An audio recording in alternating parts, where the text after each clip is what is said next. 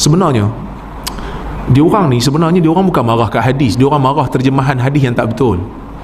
Kerana kita zaman dulu ni kadang-kadang ustaz mengajar benda pelik. Diorang tak tahu nak blame siapa, so diorang blame hadis.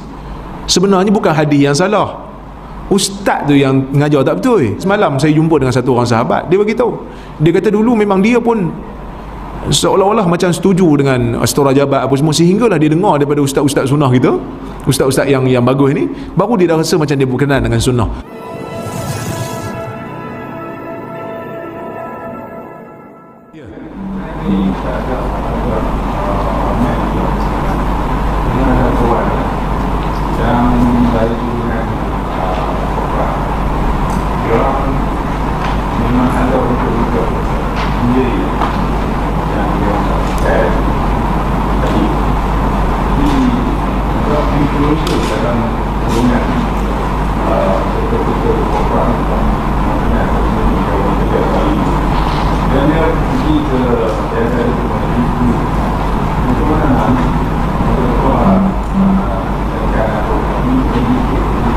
Okey, macam mana nak re-educate orang yang banyak sekarang ni, golongan profesional yang sangat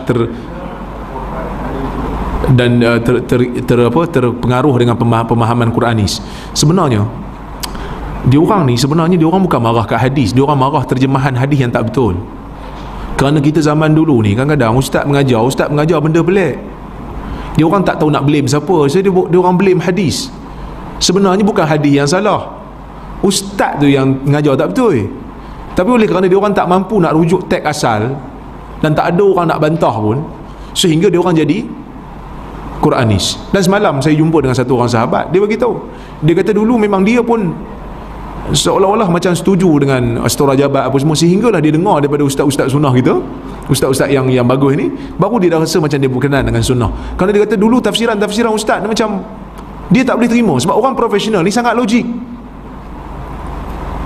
Kadang-kadang yang dibawa kisah-kisah palsu, hadis-hadis palsu, hadis-hadis mungkar, hadis-hadis yang terlalu dhaif.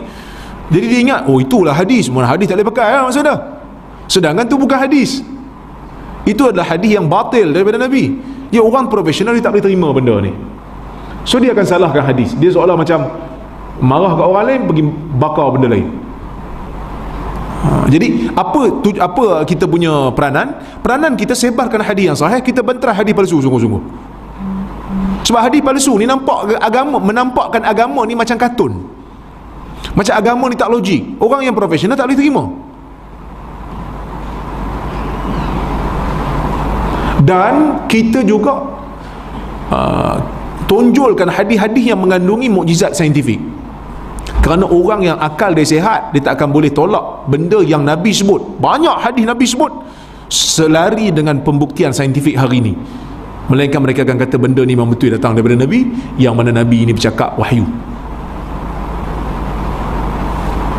Dan terdapat juga beberapa hadis yang diorang tolak kerana diorang yang salah faham. So kita betulkan balik salah faham dia. Contoh macam hadis lalat tu kan, hadis yang bila lalat jatuh dalam bekas makanan kamu, hendaklah kamu benamkan dia, lepas tu buang lalat tu, air tu boleh minum lagi. So dia kata macam mana lalat tu jatuh sikit kita Nabi suruh benam. Kita kena betulkan balik pemahaman dia. Kita kena kata, pertama sekali, banyak hadis-hadis yang berkaitan dengan mukjizat saintifik yang zaman Nabi orang pelik, tapi tetap mereka riwayatkan kerana amanah ilmu mereka, dan hari ini dibuktikan betul walaupun zaman tu pelik. Macam Nabi sebutlah riwayat Abi Daud kan, riwayat Abu Daud, bawah laut ada api, bawah api ada laut. Bawah laut, inna tahtal bahri nara wa inna la tahtan nari bahra. Bawah laut ada api, bawah api ada laut. Benda ni macam mana Nabi sebut? Sebab Nabi pun tak pernah menyelam bawah tu. Tiba-tiba hari ni bukti betul, bawah laut ada gunung berapi, dan bawah gunung berapi tu ada laut lain. Saintifik buktikan betul, secara saintifik betul. So kita kena bagi tahu dia, sains hari ni masih belum berhenti. Banyak hadis-hadis yang zaman Nabi dulu sebut, belum tahu betul ke tak, tapi mereka tetap terima kerana mereka percaya itu adalah Nabi. Dan hari ini dibuktikan betul. Contoh, Nabi sebut dalam hadis riwayat Ibnu Mas'ud, ada dalam hadis 40, Nabi Ibnu Mas'ud kata apa?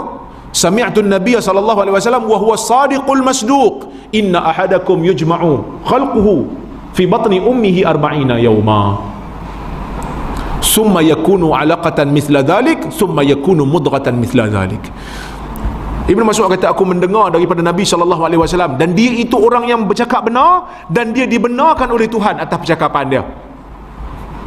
Setiap seorang daripada kamu, kata Nabi, kejadian dia dihimpunkan dalam perut ibu dia selama 40 hari, kemudian jadi alaqah, kemudian jadi mudghah. Kenapa Ibn Mas'ud sebut perkataan wa huwa sadiqul masduq? Kenapa Ibn Mas'ud kata Nabi itu benar dan dibenarkan oleh Tuhan sebelum dibaca hadis ni? Kerana dia tahu hadis ni orang lain takkan tahu, hanya Nabi boleh bagi tahu zaman tu.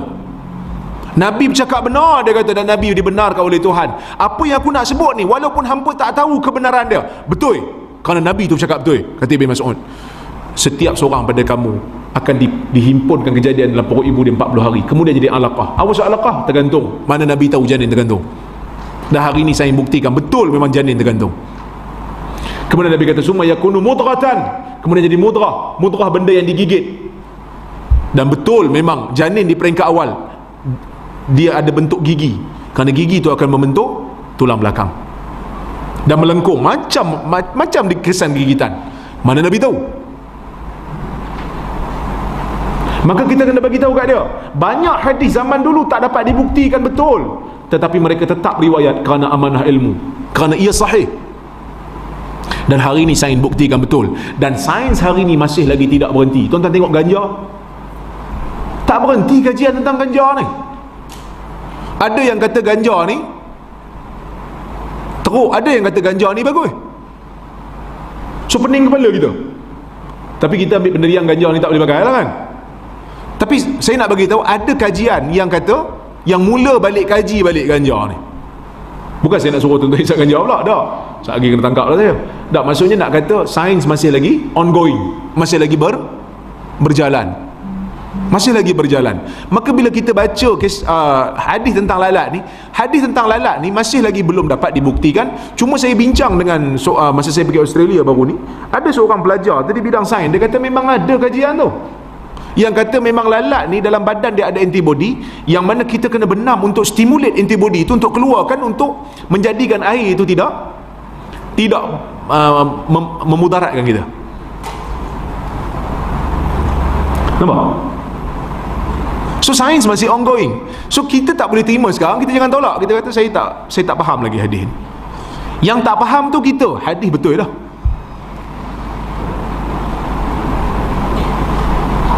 Tapi sebenarnya Nabi bukan paksa kita minum pun. Nabi bukan paksa minum. Nabi kata kalau dah jatuh dalam bekas air kamu nak minum juga air itu, jangan minum terus, benam kan. Sebab benam kan tu untuk buang mudarat dia. So macam mana lalat tu nak survive kalau diri dia tak ada antibody? Jadi antibody lalat tu yang kita nak stimulate, kita nak rangsang antibody tu supaya keluar, supaya tak memudaratkan air tu. Sebab lalat kan suka hidup tempat kotor kan. Badan dia ada antibody tu kita nak keluarkan. Tapi Nabi tak paksa, orang tak nak minum kan. Dah tengok lalat 2-3 ekor dalam ni, tak lalu minum kot. Nabi bagi penyelesaian. Kalau hang nak minum, jangan minum melainkan benam. So dah kita geli tak nak minum, tak apa, tak payahlah benam. Benam bagi kawan minum. Kawan gue heran, pasal apa tiba-tiba bagi aku cappuccino ni? Ada, aku saja nak bagi hang sedekah. Sedekah. Nampak baik je ni, tak apalah, minum lah. Tak ada masalah. Jadi kalau kawan pun tak ada, ataupun tak sampai hati nak bagilah binatang ke, kucing minum cappuccino, tak ada masalah. Ataupun tuang dekat pokok ke, daripada kita membazir, tak ada masalah. Dia bukan satu arahan yang bersifat wajib. Dia adalah satu penyelesaian saja, amrun irsyad. Nabi tunjukkan supaya kita tak membazir kalau kita sayang. Air itu air mahal contohnya kan.